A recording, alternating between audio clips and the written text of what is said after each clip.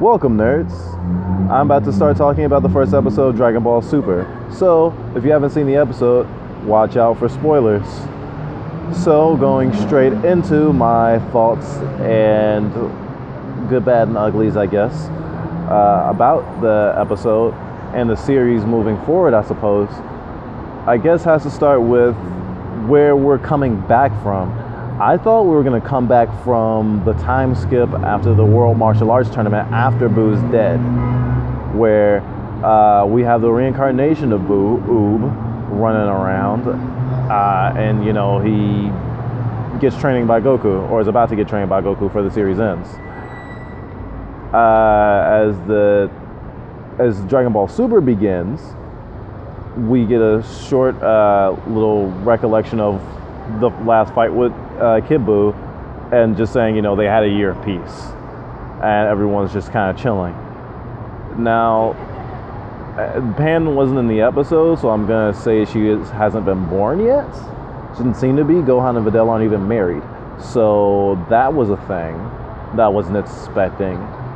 And in my review of Resurrection F, I mentioned how the small time we could see with Videl, she seems like a different person, and I'm not a big fan of her dramatic personality switch. In Dragon Ball Super, it's less so, she less so seems like Chi-Chi, but at the same time she's definitely softened considerably. She's on board with the whole Gohan, you know, being a scholar type thing, and that's okay. You know, supporting him is great. But I don't know, she just seemed a lot more cheery, and her character design was different. So I don't know, I didn't mean to stay talking about it for as long as I just did, but like, it really throws me off to not see Videl at the very least poking fun at Gohan, you know, kind of a playful, kind of tough way. But now it's like, it's almost like when they replaced the actor on Fresh Prince of Bel-Air, the wife, just randomly, and they pretend like it's not a different person altogether because of TV. Aside from that, though, the return of other characters, like we see Master Roshi for a second, of course Hercule, aka Mr. Satan's there, front and center. I even saw a small little cameo, technically. There was a character in the Cell games who was weaker than Hercule, honestly. And he had like roses, and he threw them in the air, and he was kind of like a pretty boy. He's in the episode. You only see him for a fraction of a second, but he's there. I was like, whoa, like they really are trying to be thorough with like the whole world building thing, with, you know, all the characters populating the world, obviously, and casually. You don't need to give every character a character moment. It's definitely more lighthearted right now. They're in a huge era of peace. That's cool. The highlight episode action-wise is a fight between Trunks and Goten against a giant snake. Really Trunks versus a giant snake, because he kicked its ass. And I wasn't sure how I feel about the episode before that happened, only because it's like, wow, this feels almost like a, you know, one of those peaceful filler episodes, and it's the first episode. So like, I was worried that they were taking the low road in terms of the whole, okay, so everything is back in terms of the series, but we have to start slow. And starting slow is fine, but we have so much has happened already, and you're basically just starting a new story arc and just attaching it to the end of Dragon Ball Z, what it essentially still feels like right now to me, because I haven't really gotten a good grasp of the series as a whole and how it might differ from DBZ or the original Dragon Ball in terms of tone. It seems halfway between Dragon Ball and Dragon Ball Z, honestly. I like the slight focus on Trunks and Goten, and I hope that we'll see more of other characters, not just the huge major ones. But something that I was thinking about in terms of the whole like general focus of the episode was this big quest that Goten and Trunks were on to find the perfect gift for, you know, Gohan and Videl's wedding, or, you know, their engagement, I guess. And they end up trying to find some spring water they think will make her not have wrinkles and have smooth skin.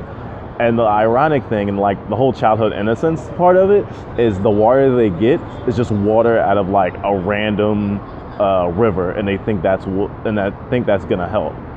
And Videl sees it, and she can tell that it's normal water, and yet she doesn't falter, and she pretends like, oh yeah, this is the best president in the world, because of course you should be grateful for your presence, right? And of course, you know, children worked really hard to do something for you, you generally want to make them feel like their effort was worth it. And I really like that, and it just reminded me of the weird thing that they did when GT did happen. They're like, hey, Goku's a kid again, right? But we don't need Goku as a kid again. We got perfectly good kids right here.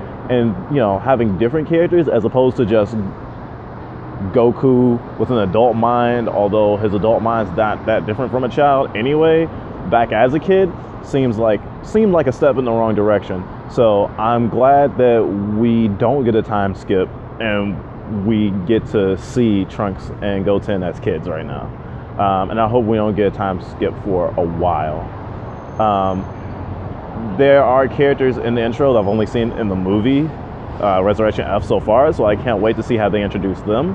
And I'm really interested in how they're going to retcon it, or if it's going to tie in specifically with Battle of the Gods.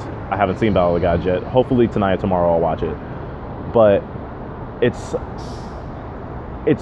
really on my mind how they're going to do it. It makes me think of back in the day when Power Rangers, the movie, came out. Instead of tying in all the stuff they did to get their ninja powers in the movie, they retconned it and they decided, hey, we're going to do a completely different thing. We'll have them get ninja powers still, but in a totally different way. You know, and then they introduced Ninjor and all this other stuff. And so there's definitely not impossible to do something like that, but considering that the original creator is, you know, on board with the new series, and he was like a supervisor for the last movie, I think the last two movies actually, but definitely Resurrection F, I wouldn't be surprised if it just ends up tying in.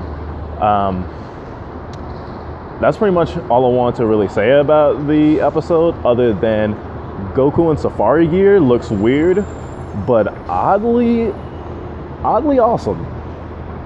Like, if I had action figures or something, or, you know, like models, I definitely get one of those. Yeah, that definitely needs to be an alternate costume in the next video game. Anywho, that's all my thoughts on it.